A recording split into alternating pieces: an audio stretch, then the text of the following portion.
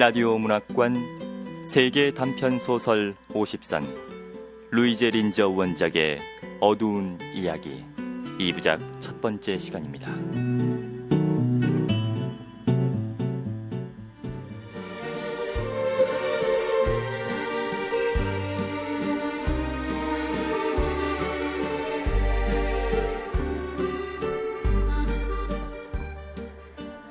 영사가 나를 불러서 벤틀리 대위와의 회견담을 속개하라고 했을 때까지만 해도 그처럼 뒤엉킨 우울한 이야기를 듣게 될 줄은 꿈에도 생각지 못했다. 영사는 나에게 어두운 이야기가 결국 밝혀지기를 바랄 뿐이라고 말했던 것이다. 6월 초순 어느 날 헌병대에서 보고가 들어왔다. 미국 시민이고 국방성의 직원이며 연합군의 일원인 조지 슈톤 브릿지란 사람이 위넨에 있는 자기 집 거실에서 죽은 채로 발견됐습니다.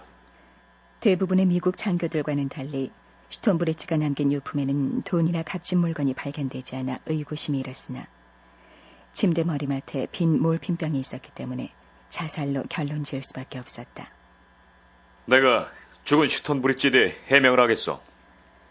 그런데 갑자기 오늘 벤틀리 대위가 나타나 그 사건에 대해 해명하겠다고 나선 것이다. 영사가 나를 불렀을 때는 벤틀리가 와 있었다. 그는 28살에 키가 크고 딱 벌어진 젊은이였으며 붉은 갈색 머리카락에 약간 우울하면서도 믿음이 가는 인상으로 관대해 보였다. 제 여비서입니다. 당신이 하는 이야기를 기록할 겁니다. 안 돼요. 그러면 안 됩니다. 기록을 해서는 안 됩니다. 이럴 줄 알았다면 여기 오지 않았을 겁니다. 아니, 왜요? 고인의 명예가 손상될 일이라도 있습니까? 아니, 그건 아닙니다.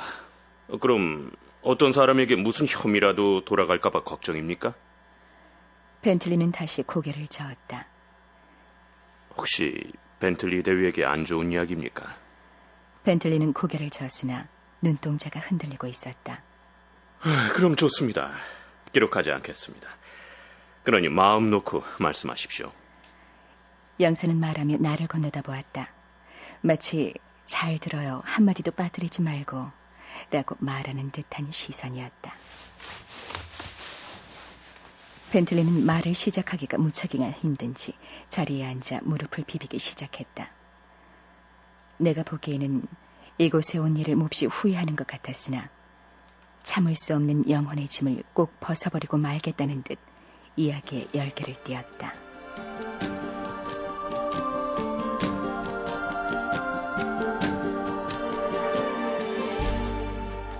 나는 벤틀리가 이야기를 들려줌으로써 위안이라도 받을 수 있는 어떤 단순한 개인이 필요한 것이 아니라 자기를 위해 법률적인 문제나 권위로 확신을 시켜줄 공적 장소가 필요했다는 사실을 이내 알아차렸다.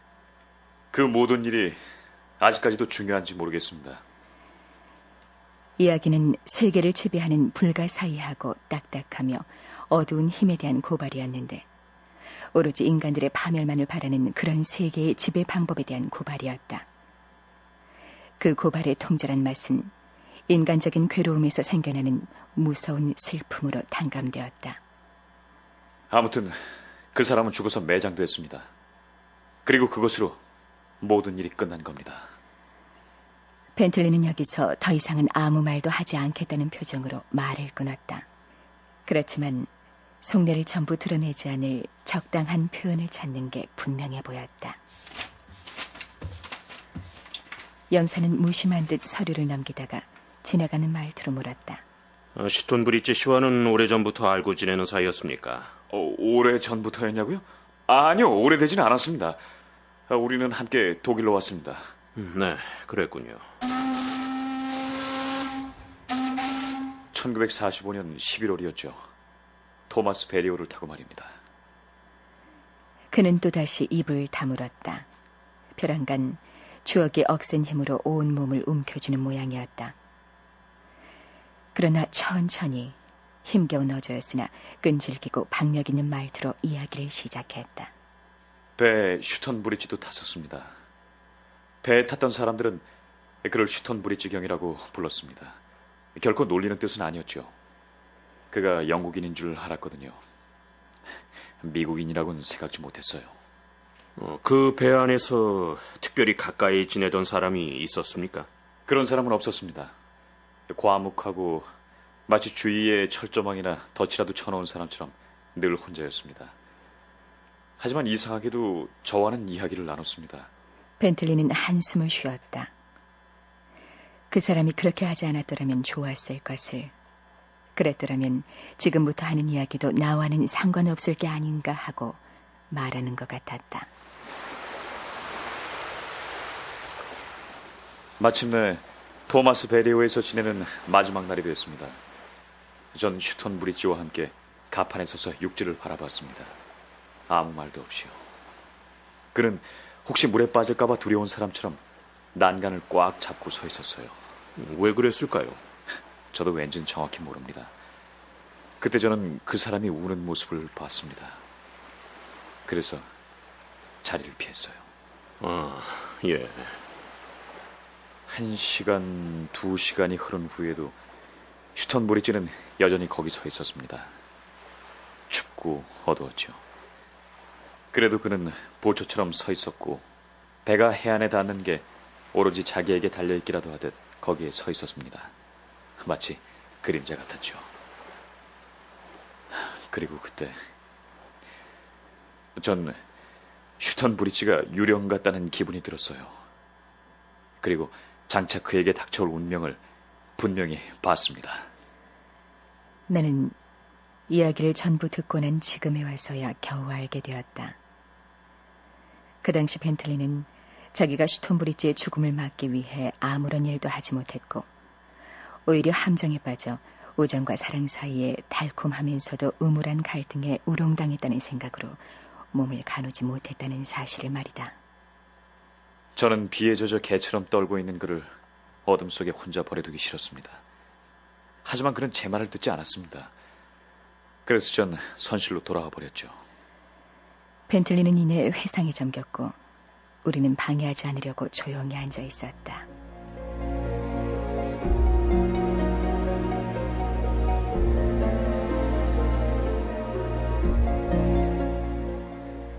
마침내 벤틀리가 먼저 말을 꺼냈다. 자정이 지나서야 그는 시체처럼 헬쑥해져서 저에게로 왔습니다. 전 위스키를 대접했죠. 벤틀리, 내가 1938년에 이 나라를 떠날 때만 해도 다시 보게 되리라고는 생각지도 않았어.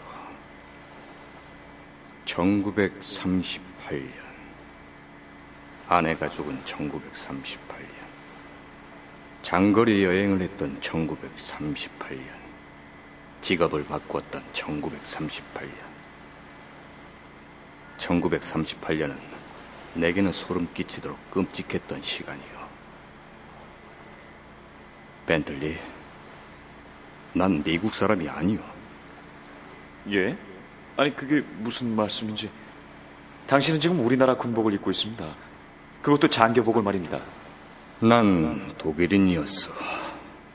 이름은 슈타인 비르케였고 굉장한 부자였지. 하지만 1938년 모든 게 끝장나버린 거요. 그 순간 벤틀리 얼굴이 너무 깊은 절망으로 고통스럽게 일그러져 나는 비좁은 선실에 앉아있는 슈톤 브릿지를 보는 듯했다. 저는 그에게 당신은 이제 미국인이 되어 돌아온 겁니다. 그러니 모든 게 다릅니다. 하고 말했죠. 제 말에 그는 물끄러미 바라보기만 했습니다. 아침에 우리는 브레멘 항구에 상륙했고 모든 일이 빠르게 진행됐습니다. 저는 베를린으로, 슈턴 브릿지는 미넨으로 떠났죠. 헤어질 때 슈톤 브릿지는 어땠습니까? 무척 명랑했습니다. 그래서 저는 이젠 모든 게 제대로 된 거야. 저 사람도 원기를 회복했군 하고 생각했죠. 8개월 후였습니다. 전 미넨으로 전속됐죠. 도착하자마자 즉시 슈턴 브릿지에게 전화를 걸었습니다. 벤틀리는 특히 즉시를 강조했다. 마치 슈톤 브릿지를 위해 최선을 다했다는 증거가 되는 듯한 말투였다. 우린 바로 그날 밤에 장교 클럽에서 만나기로 했습니다. 제가 먼저 도착해서 클럽 앞에 서성거리고 있었죠. 그때 멋진 검은 자동차가 굴러오더니 차에서 어떤 사람이 내렸습니다. 그때 차에서 내린 여자는 모르는 사람이었습니다. 여자라는 말에 무관심을 나타내려고 애쓰는 눈치였으나 얼굴은 더욱 붉어졌다. 차를 몰던 남자를 자세히 보지 못했고 설사 그때 남자를 봤더라도 알아보지 못했을 겁니다. 그가 제 이름을 불렀을 때야 겨우 알아봤으니까요. 영사가 눈썹을 모았다. 그제야 사건의 실마리를 잡았다는 동작이었다. 나도 어두운 이야기의 내용이 어렴풋하게나마 엿보인다고 믿었다. 그러나 착각이었다. 이야기는 엉클어진 실처럼 너무나 얽히고 설켜 있었으며 짜릿짜릿하면서도 고통스러웠다.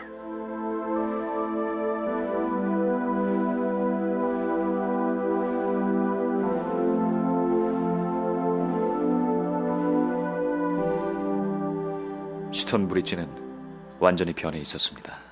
어떤 점에서 그렇게 보인 겁니까? 최소한 10살은 젊어 보였고 전에 엿보이던 고통의 흔적도 찾을 수가 없었습니다. 슈턴 브릿지는 여자와 사랑에 빠졌거나 막 사랑을 시작하는 연인 같았습니다. 그리고 모든 게 순조롭게 보였습니다. 그러나 가끔 슈턴 브릿지 시선 속에 불안한 빛이 감돌아 당황하고는 했습니다. 저는 신경 과민이거나 여자를 빼앗길까봐 두려운 모양이라고 생각했죠. 물론 제 생각에 불과한 거지만요. 벤틀리는 슈턴 브릿지의 이상스런 형편을 설명하기 위해 적당한 비유를 찾아내느라 무척이나 고심하는 것 같았다. 우리 농장에 농부가 있었는데 그 사람은 밤에 달이 뜨면 눈을 감고 지붕 위를 걸어다니곤 했습니다. 그럴 때는 그대로 내버려 둬야지 만일 이름을 부르기라도 하면 떨어져 죽습니다. 몽유병 환자군요. 슈턴 브릿지도 어딘가 높은 곳을 걷고 있었기 때문에 이름을 부르지 말아야 했습니다. 우린 행복했습니다. 아니, 슈턴 브릿지는 행복했죠. 여자도 그랬고요. 멋진 밤이었습니다. 그 후에도 가끔 슈턴 브릿지를 만났습니다. 물론 대개는 슈턴 브릿지 혼자였죠. 그런데 한 번은 어떻소? 내가 우습죠? 뭐가 우습다는 말입니까? 그 여자는 너무 젊어요. 내게는 너무 젊다는 말이요. 아니요, 소장님은 늙지 않았습니다. 40대로 보이시는데요. 그런가? 벤틀리, 난 바보요. 그러나 행복하오. 내 생에서 지금이 제일 행복하다. 제가 보기에도 그는 행복했습니다. 그러나 여전히 적당한 거리를 두고 여우라는 놈이 뒤따르고 있었습니다. 언뜻 보기엔 상당히 멀어 보였지만 거리는 점점 좁혀지고 있었던 거죠. 만나서 주로 뭘 했습니까? 보통은 술을 마셨고 가끔은 물건을 사러 갔는데 그때마다 그는 여자를 위해서 최고급품만 샀습니다. 월급 $350로는 너무나 많은 지출을 해서 불안스럽기까지 했습니다. 게다가 $1,500나 되는 멋진 자가용도 샀던 겁니다. 나는 지금도 그때 그가 보인 저기가 어떤 사람을 대상으로 했는지에 대해서는 확실하게 대답을 내릴 수 없다. 아마 단순한 이유로 세상의 모든 사랑하는 사람들을 간악하게 뒤따라오는 운명의 힘에 대한 분노였을 것 같다.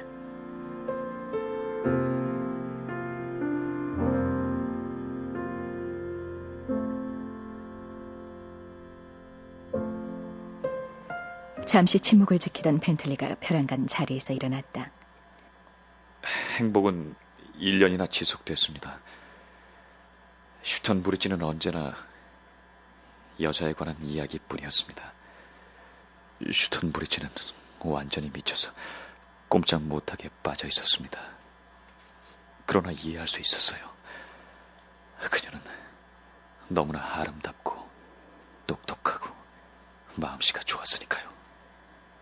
벤틀리는 얼굴을 붉히면서도 자랑스러운 시선으로 우리를 바라보았다. 확신에 차 있었으며 동조를 강요하는 소년 같은 협박이 엿보여 영사는 빙그레 웃었다. 슈턴 브릿지는 단순히 여자와 사랑에 빠진 것만이 아니었습니다. 말하자면 그녀는 태양이었고 주인은 온통 어둠뿐이었습니다. 여자가 가벼운 병에 걸린 적이 있었는데 그런 완전히 미친 사람처럼 근심과 걱정으로 얼굴이 노래져서 시내를 돌아다니며 의사를 3명이나 데려왔습니다. 가벼운 위경련이었는데 말입니다. 만일 그녀가 죽으면 나도 죽겠어. 전 사실 슈턴 브릿지를 비웃었지만 광기 어린 눈을 바라보는 순간 소름이 끼쳤습니다. 슈턴 브릿지는 진정이었던 겁니다. 그녀가 건강을 되찾을 때 그는 저를 초대했습니다. 여자는 다이아몬드가 박힌 금팔찌를 차고 있었습니다. 그가 사준 것이었죠. 무척이나 비싸 보이는 물건이었습니다. 위험스러웠습니다. 슈턴 브릿지가 살아가는 모습은 마치 헤드라이트에 비친 토끼 같았습니다. 그는 그 불빛에 쫓기며 한없이 달리지만 보이는 건 불빛뿐이었습니다. 그리고 몸을 숨길 만한 컴컴한 숲에서 검은 시면을 보았을 뿐입니다. 시면은 밝은 불빛 이상으로 서서히 그를 죽음으로 이끌었습니다. 그도 알았을 겁니다. 틀림없어요. 그는 모든 것이 오래 계속되지 않으리라는 사실을 알고 종말에 대한 두려움으로 숨도 제대로 못 쉴 정도였습니다.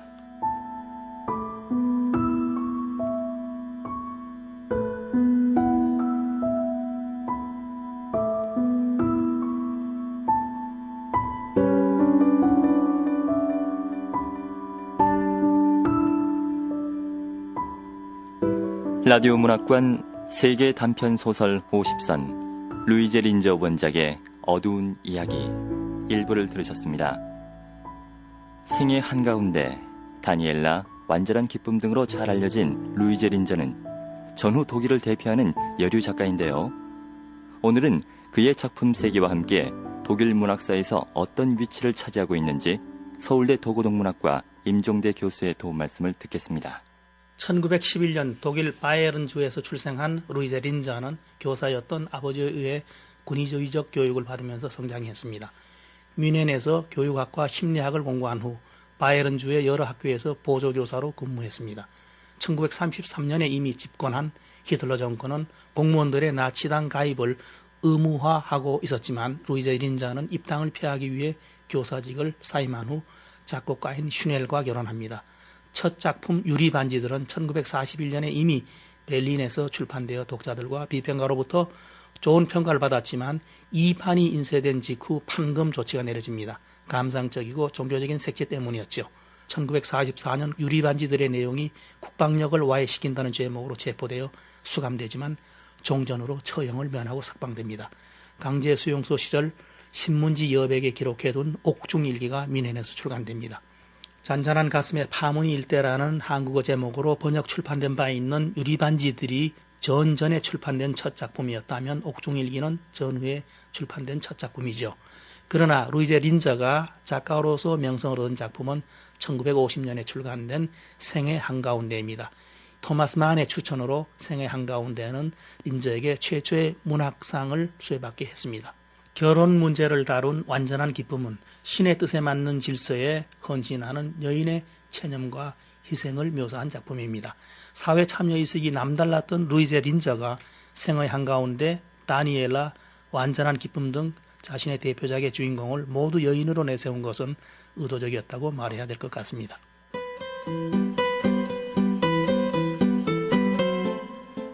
권윤의 연출, 정진아 극본, 루이제 린저 원작의 어두운 이야기 일부를 마칩니다.